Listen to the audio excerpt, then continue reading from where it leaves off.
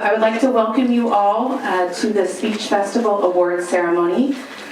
So students, family members, parents, teachers, and of course all of your friends. So thank you very much for coming. This is an exciting evening and we're going to go ahead and get started. My name is Stacy Arancibia. I'm the Events and Community Engagement Specialist for the Merced County Office of Education. And I would just like to say how impressed I was with all of the students' speeches a few weeks ago.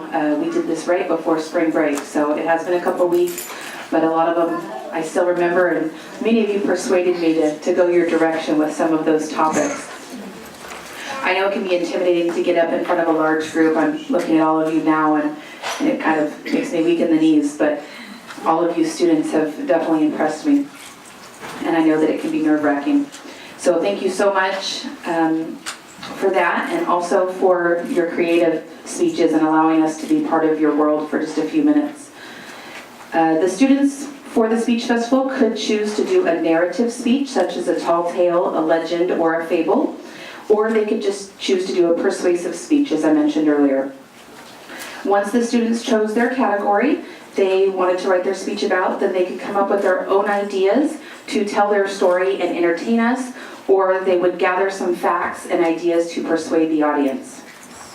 We aligned these different categories with some of the categories from our writing festival, which some of you may also have students there, and that is going up at the mall actually this Friday, and it will be up at the mall all next week. So we've aligned it together, and we hope that that's a good fit for everyone. And it gives the students multiple opportunities to showcase their writing and, of course, their speaking skills. And at this time, I'm going to allow, or actually introduce,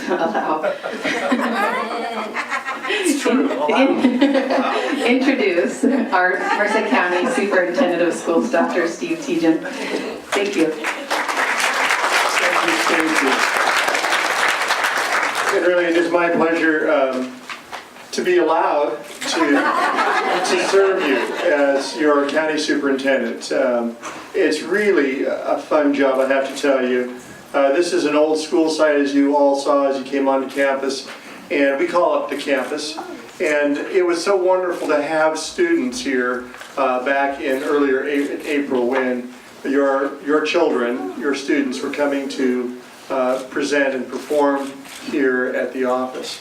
You know, I have to speak directly to the kids for just a minute because I have a really strong memory of being in 6th grade and being asked by my principal at a brand new school to go up on stage when the school was dedicated and accept the flag from the Kiwanis Club. I was petrified. It was my first time doing public speaking, and it's something that sticks with you, kids.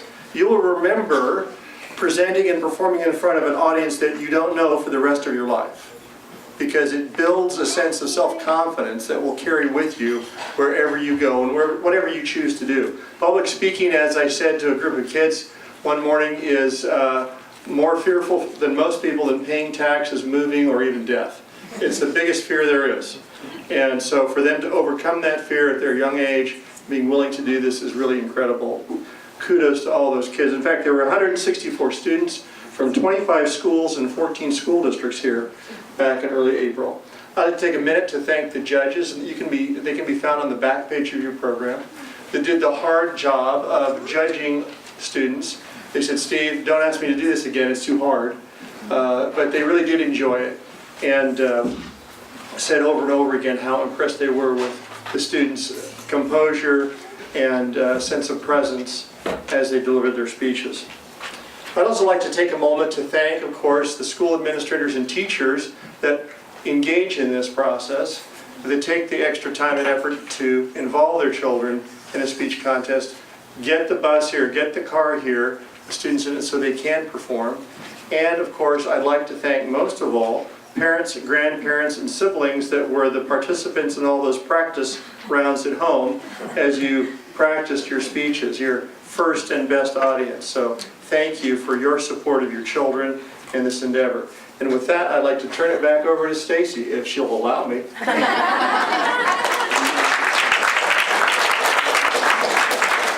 I don't know that I'll ever live that one down. So the process for this evening is pretty easy. We do have trophies, of course, for our first, second, and third place winners, and certificates for those students, and then also certificates for our honorable mention students, which are the ones who earned the 4th through 8th place. We will start with 4th grade and move our way up through to 8th grade. And for each of those grades, we will start with the honorable mentions, and then 3rd, 2nd, and 1st. And when we call the first place student up, they are going to first give their speech, and then they will receive their certificate and their trophy. Please, all students, remember to stay up here and take a quick picture. Parents, this is a good time if you would like to take a photograph to do that while they are up here with Dr. Tejan. And of course, our MeTV crew is here, and they're going to be taking pictures as well. And if we didn't get an opt-out from you, and we will be sharing those hopefully with some of the press. So we want to showcase this to the community as well. All right, and if students are not in attendance tonight, if there are some staff administrators here, please check with me at the end, and we will get those certificates to you so you can take them back to school, or we will mail them in the next couple days. As mentioned, I'm starting with 4th grade, and in honorable mention from Chenoweth, Sarah Slocum.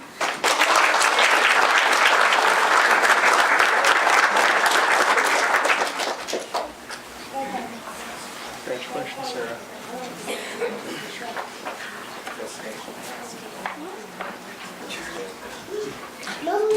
Did you want to just stand over there? He said it's okay. The next honorable mention in 4th grade, also from Chenoweth, is Liam Wormuth.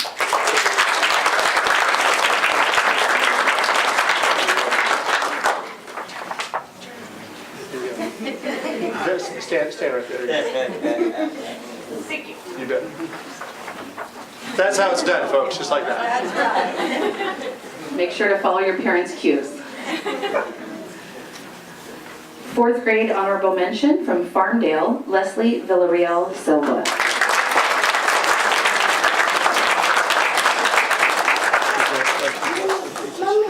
Turn around and get a photo. Here you go. Here you go.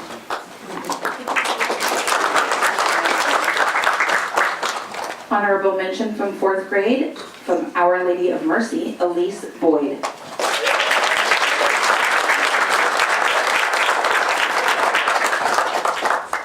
Congratulations, Elise. Thank you. There you are.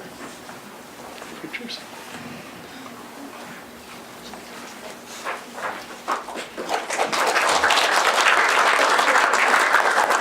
Also honorable mention from Farmdale, Pavitar Singha.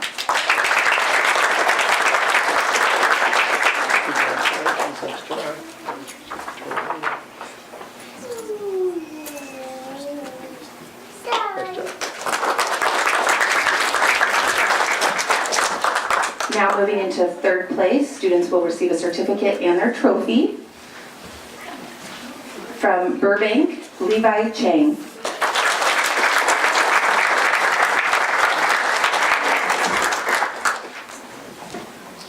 And he wore his bacon shirt again. His speech was about cold bacon versus hot bacon. You can hit everybody with your favorite. Grab all of that hardware there. There you go.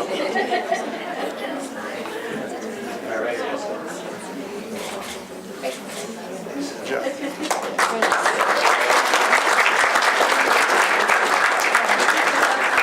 In 2nd place from Chenoweth, Florence Serpa.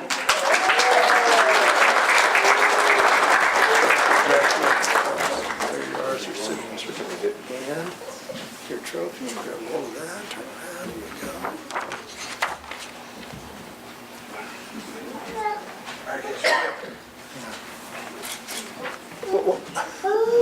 There you go. Yeah, wait till he's done, right there.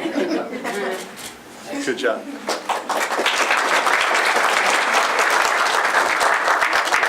And now our first place student in 4th grade, if she is here, will come up and give her speech and then receive her awards. She's from Farmdale, Jazmin Morales-Estrada.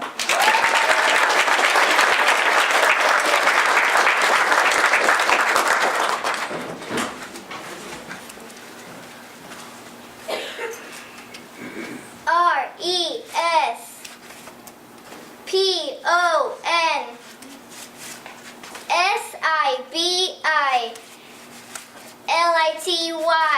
What does that spell? Responsibility.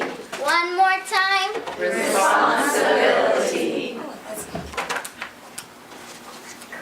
Hi, my name is Jazmin Morales, and I'm going to tell you why you should be a responsible student. I'm sure everyone in here has heard the word responsibility, but do you really know how important responsibility is? Responsibility is one of our character words and a word we focus on my school. To be responsible means that you are dependable and you do what is expected of you. People who are responsible don't make excuses for their actions or blame others when things go wrong. Responsibility is a trait every person should cultivate, and this should become a part of their personality. Let me ask you, what have you done every day that shows you are responsible, from the moment you wake up to the moment you go to sleep?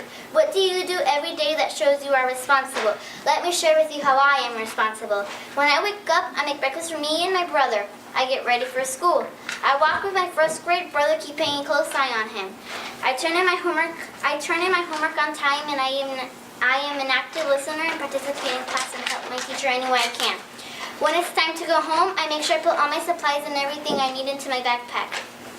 When I get home, I do my homework, I help my mom with anything she needs, and it's time to go to bed.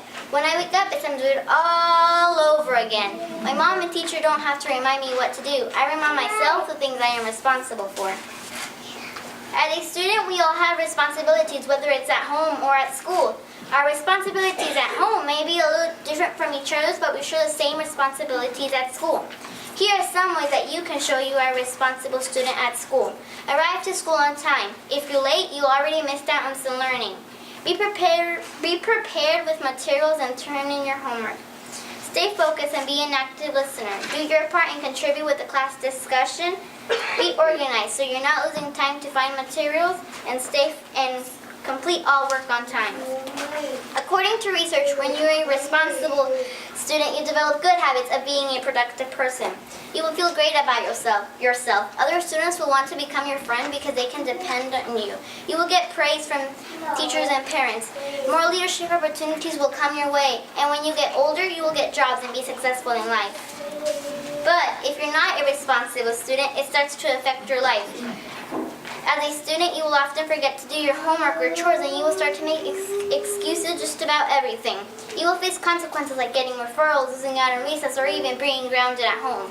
You may even lose your friends because they cannot depend on you, and you won't feel good about yourself. If you don't consider yourself a responsible person right now, then it's not too late. Start making changes so that your bad habits can become good habits. In Abraham Lincoln's own words, you cannot escape the responsibility of tomorrow by evading it today. Now ask yourself, do I want to be a leader? Do I want to be a role model for others? And do I want a bright future? If your answer is yes, then there is one character trait you must have, and that trait is responsibility. Thank you for your time.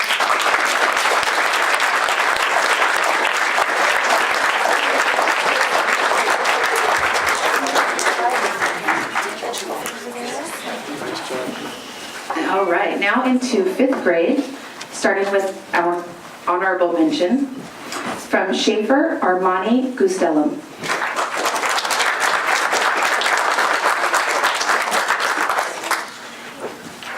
Congratulations. Wait, that's straight there for the picture. No, all the way in the back. Nice job.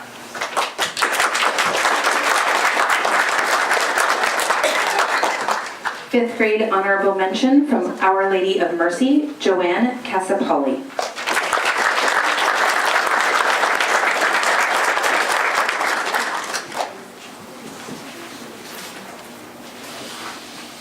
Next from Elam Elementary, Sydney Logsden.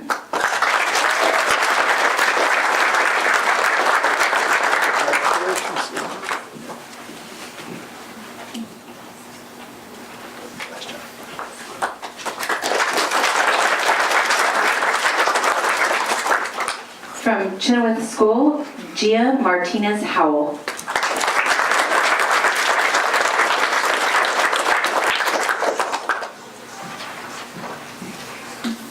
Also from Chenoweth, Colette Collins.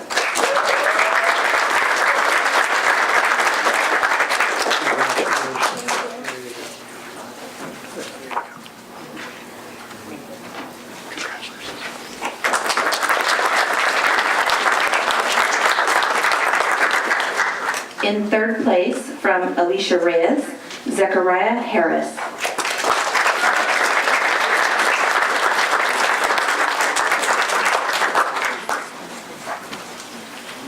Congratulations. Certificate and your trophy. Okay, hang on.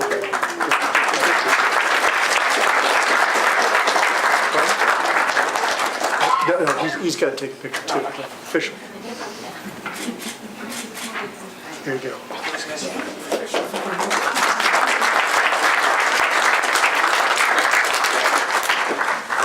In second place, from Farmdale Elementary, Paisley Garcia.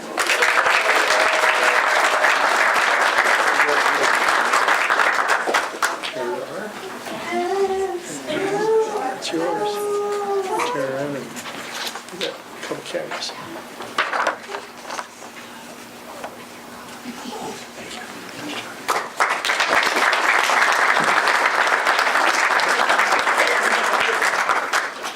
Next, in first place, giving their award-winning speech from Burbank, Shaminka, Elwin.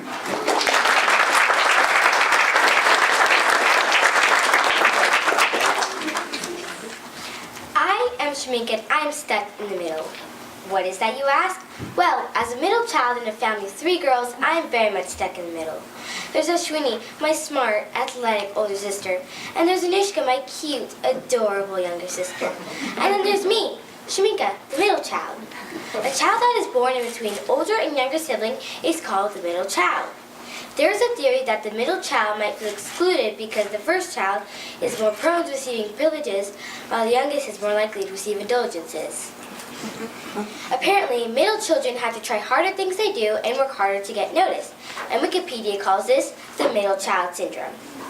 I must say, from personal experience, when I do something, people sometimes give me a pass, saying it's because I am the middle child. Or they say reassuringly, she can't help it, she's the middle child. Or I do something great, they are sometimes even surprised because I am the middle child. There are 2 myths I will discuss today. Number 1, there are underachievers. Parents have clear expectations for their firstborn child, while the middleborn children are left to their own devices, especially if there's a younger sibling involved. These lack of expectations sometimes may cause an underachieving mindset, but that's not often the case. These kids have more freedom to choose their path in life, which can lead to a successful career. A few examples of successful middle children who were able to think outside the box and achieve great things are Bill Gates and Charles Darwin. Number 2, they are damaged. Society thinks that middle children are somehow neglected in comparison to their siblings. That, if parents can focus their undivided attention on the middle child, that child will not turn out well. Well, a long time ago, families were very large and the attention was divided amongst a lot of people, and there was proof that they turned out quite well. 2 strengths of the middle child. Number 1, they're natural negotiators. The oldest and youngest kids have a natural clout, and the middle child has to talk their way out of a lot of things. I can truly relate to this. Therefore, since the middle child is born in the middle of every dispute, they learn to become patient, diplomatic listeners who see arguments from both sides. Number 2, middle children are strong leaders. Middle children learn from their older siblings and serve as a powerful role model to their younger sibling. This dual role creates empathy, negotiating skills, and flexibility, all powerful tools for a leader. 52% of all U.S. presidents are middle children. Thomas Jefferson, Abraham Lincoln, Teddy Roosevelt, and John F. Kennedy are all middle children. Middle children are artistic, thoughtful, and in a lot of cases gifted. There are many people who are the middle child in a family who grew up and made history and became household names. Have you ever been to Disneyland? Yes, Walt Disney was a middle child. Everyone knows Mark Zuckerberg of Facebook, Warren Buffett, the financial wizard, and Bill Gates, the world's richest man. Peyton Manning and Michael Jordan are great sports stars and great entertainers like Michael Jackson, Jennifer Lopez, and Britney Spears. I would like to mention that even my 4th grade teacher, Mrs. Goodwin, is a middle child. I would say that I'm in pretty impressive company. So I think I would say that being stuck in the middle is both good and bad. I don't have the pressure to succeed that my older sister has, and I don't have to waste my time trying to be cute like my little sister. I'm free to be my artistic, unique self, and that's a pretty good deal for me. By the way, August 12th is the day of the middle child. Yep, we're pretty special. We even have our own day.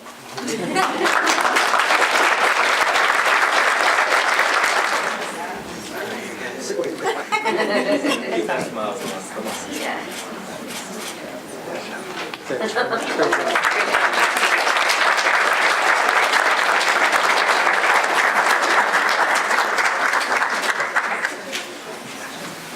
of bummed I'm not a middle child. You're a middle child. Moving into 6th grade, starting with honorable mention. From Belico, Grady Ashbaugh.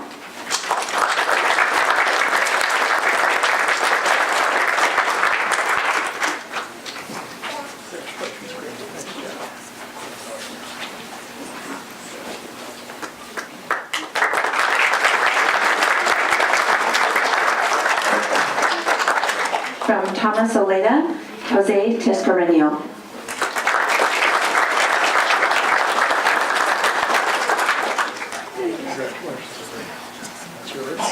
No, turn around. There you go.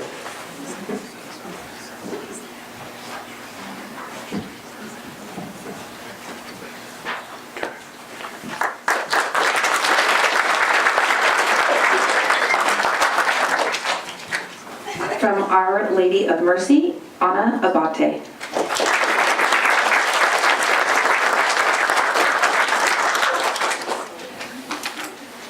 Also from Our Lady of Mercy, Nicole Corman. There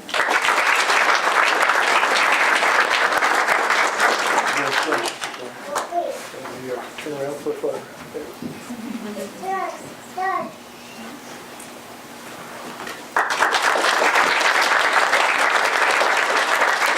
Our final honorable mention from 6th grade, from Peggy Heller, Fabiana Mejia Guzman.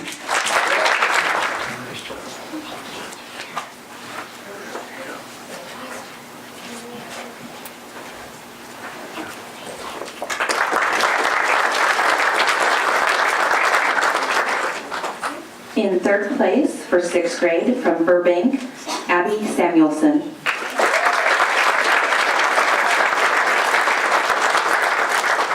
In 2nd place for 6th grade, from Our Lady of Mercy, Addison Aquino.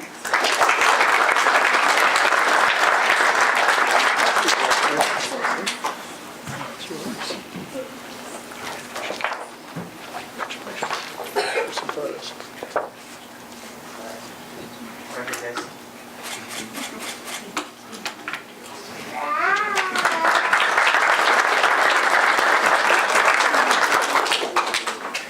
Now our next first place student from 6th grade giving their award-winning speech, from Winton Middle School, Mariah, Dhillon.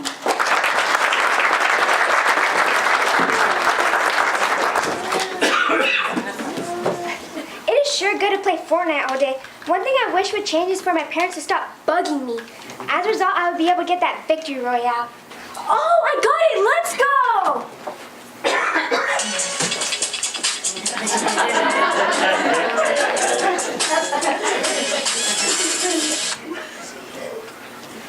Hello, fellow judges, parents, and family members. My name is Mariah Dhillon, and I'm here today to tell you why Fortnite is dangerous for children. As you can see, this is an example of a person with a gaming disorder. As a parent, what would you do to prevent this from happening? Would you just sit and let it happen, or would you get help? Personally, I believe Fortnite is dangerous for children because it can lead to inadequate sleep, bad grades, and physical violence towards parents. Another effect of playing Fortnite is missing school. Right here on my shirt, I have a little statistic that says 35% of students admit to skipping school to play Fortnite from the website LendEdu. That's a lot of students. If you don't know what Fortnite is, let me refresh you. Fortnite is an online multiplayer game where you fight 99 other players to the death. Last man standing wins. Now I bet you wish you knew that before you let your child play the game. Well, maybe my information might help you notice the signs of gaming disorder and how to prevent it. One reason why Fortnite is dangerous for children because it can lead to inadequate sleep and bad grades. These are negative effects of playing Fortnite because children start to get too addicted to the game, which will lead them to be like, Mom, just 5 more minutes, but they mean more like 3 hours. Right here, as you can see, here's a survey that 79 6th graders took representing how many hours they spend per week playing Fortnite. Here are the results. 45 students said they played Fortnite between 1 to 5 hours per week, which is represented by the red bar. 13 students said they played Fortnite between 6 to 10 hours per week, which is represented by the blue bar. 3 students said they played Fortnite between 11 to 15 hours per week, which is represented by the pink bar. 8 students said they played Fortnite between 16 to 20 hours per week, which is represented by the green bar. 10 students said they played up to 21 plus hours per week of Fortnite, which is represented by the yellow bar. The pink, green, and yellow bar students have been exposed to the dangers of Fortnite and need to be stopped right away. The only way to do this is to limit the time your child is playing the game. Older children, like these 6th graders for instance, should only be playing the game for about an hour to an hour and 15 minutes per day. All in all, I believe Fortnite is dangerous for children because it can lead to inadequate sleep, bad grades, physical violence towards parents, and missing school. My evidence and reasons support my opinion by how it all shows Fortnite is dangerous for children. What the hell with parents? People can now know People can now know video game addiction is real. Instead of having a video game addiction, I know what I would choose. Thank you for your time and goodbye. And turn around and get a photograph taken.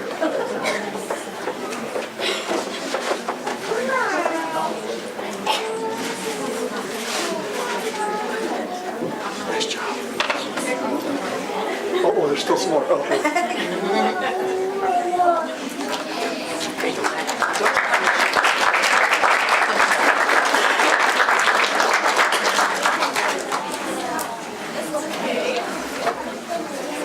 Moving on to 7th grade, starting with honorable mention from Our Lady of Mercy, Michael Brown.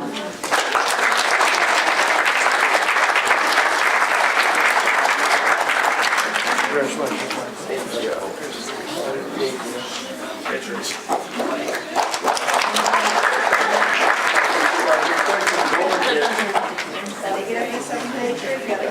From Our Lady of Mercy, T.R. Ybarra.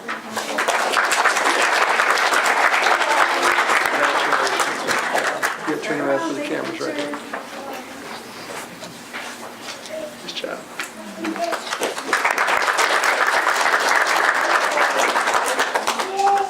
From St. Anthony's School, Gabriel Espinola.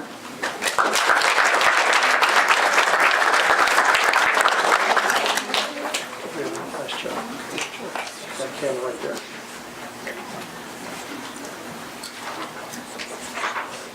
Nice job.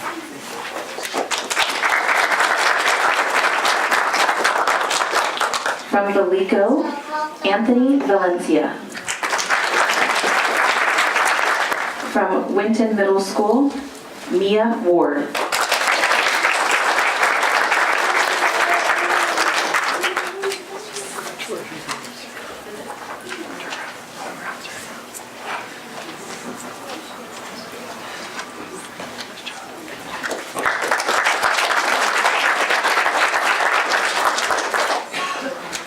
Third place in 7th grade from Peggy Heller, Francesca Fenton.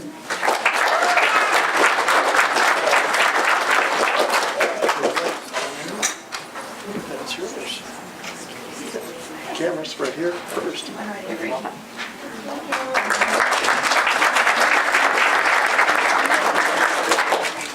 Our 2nd place student is also from Peggy Heller. From 7th grade, Emma Aguilar.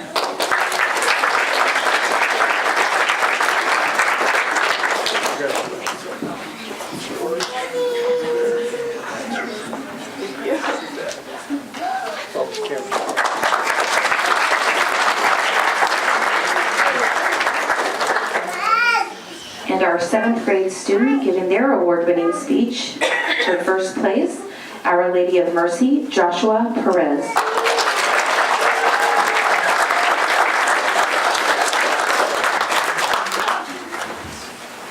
Spanish, French, Italian, German, Mandarin, and many more.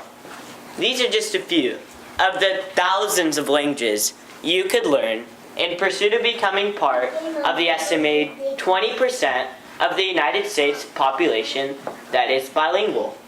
Many studies show that bilingual individuals are smarter, have more job opportunities, and learning a foreign language makes your international travel easier. For these reasons, I believe that everyone should learn a foreign language. Many studies prove the intelligence associated with bilingualism. One study shows that they are better test takers. When comparing the scores of bilinguals and monolinguals on SAT tests, bilinguals outscored monolinguals by approximately 300 points. Another study shows that bilinguals have longer attention spans, in which a similar study shows that bilinguals showed Alzheimer's signs 5 to 6 years later than people who speak one language.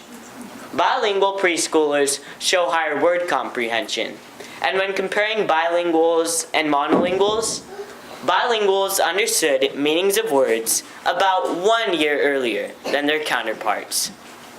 In addition to the intellectual benefits, there are strong economic benefits.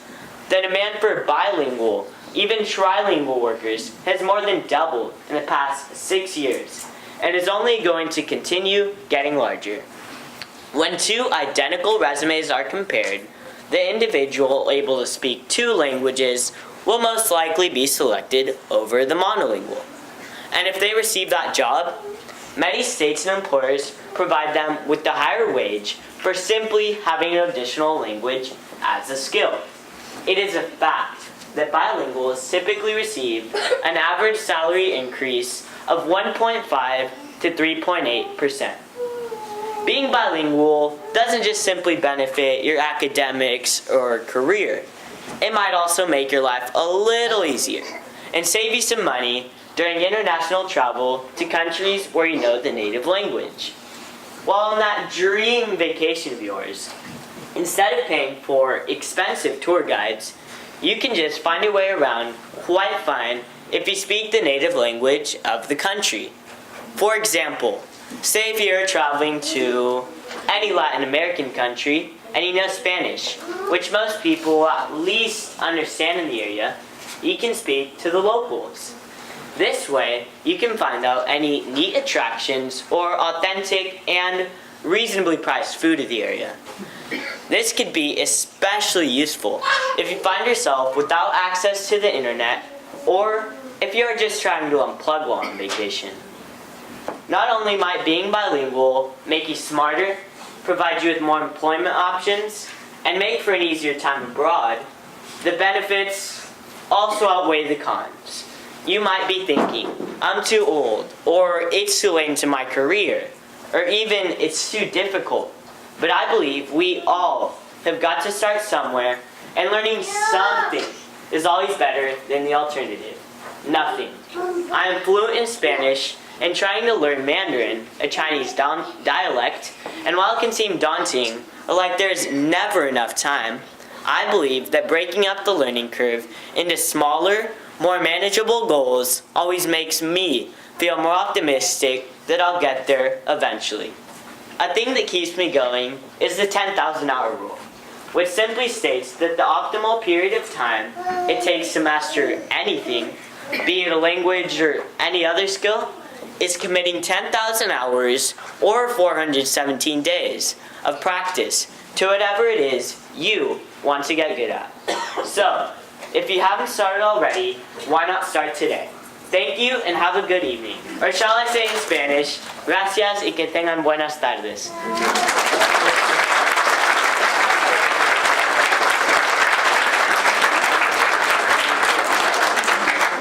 Hang on for the photograph.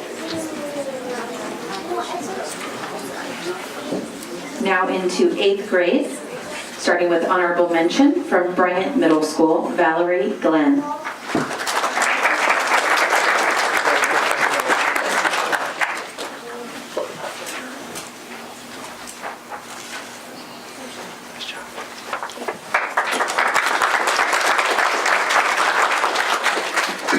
Eighth grade, honorable mention from Belico, Isabel Perry. Also from Belico, Marissa Mercado.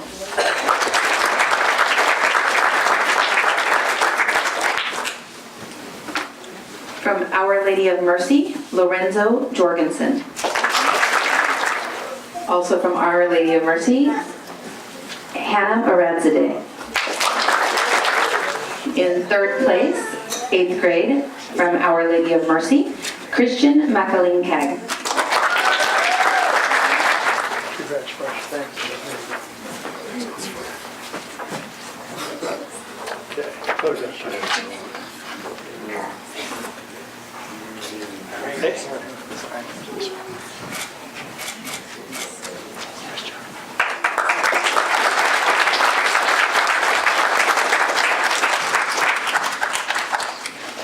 In second place, from McSwain, Abigail Gritan.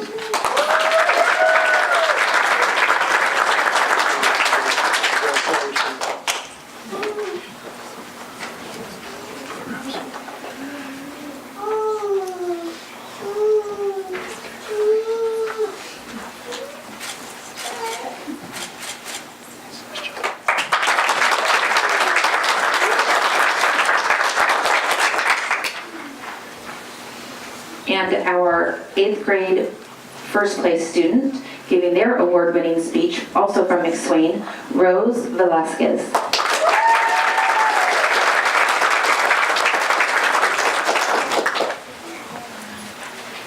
An addiction has been rampaging throughout the country. This addiction originates at home and is usually introduced by a family member. This addiction can begin before a child learns to speak their first words. 50% of people admit they have a problem when it comes to this product. This product can consume 11 hours of the average person's day. What is this addiction that is so widely affecting today's society? Modern digital technology. The technology that surrounds us today consumes us, causing mental and physical health issues.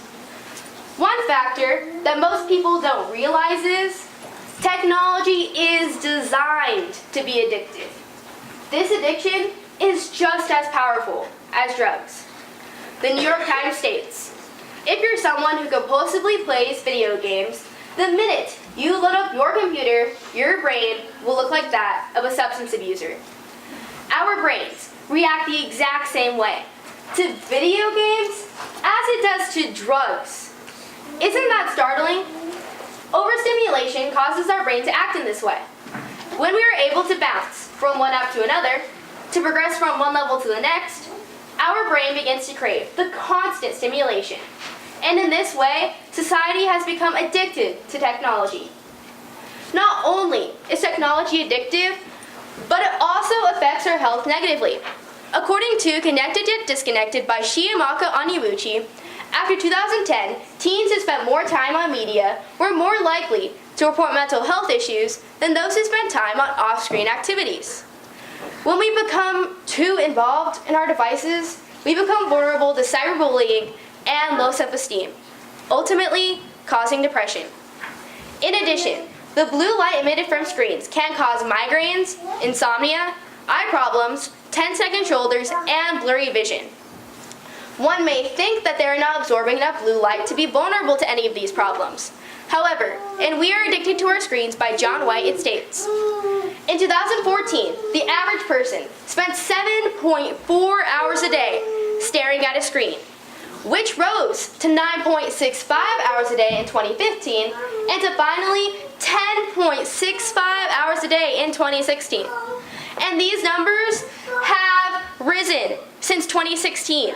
And as they continue to rise, our society becomes more and more threatened by this addiction.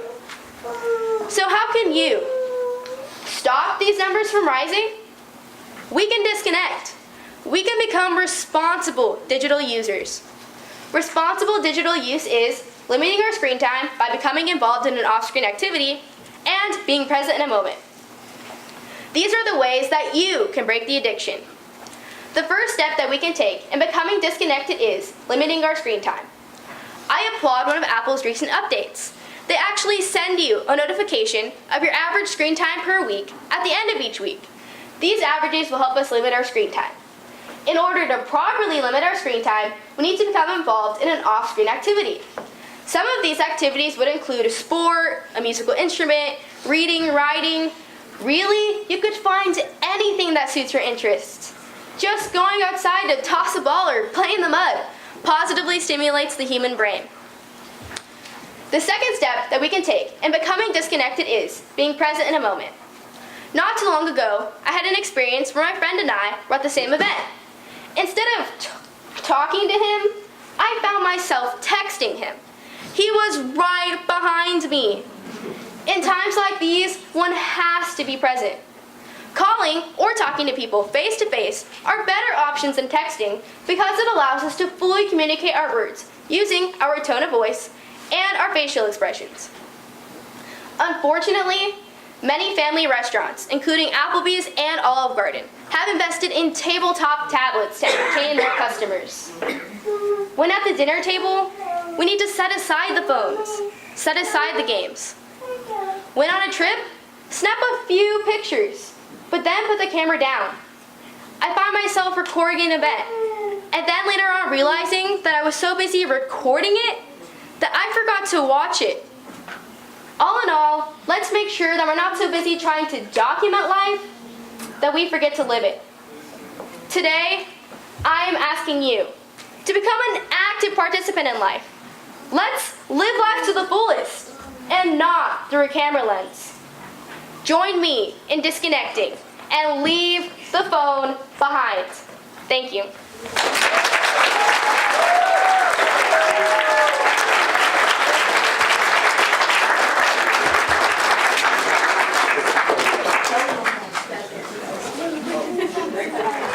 We appreciate all of your support for them and also our county student events. So thank you very much from Merced County Office of Education as well. And we hope that you will stay and join us. We do have some cake and punch and water just to celebrate the students before you head back home. And thank you again very much, and we'll see you hopefully soon. Thank you.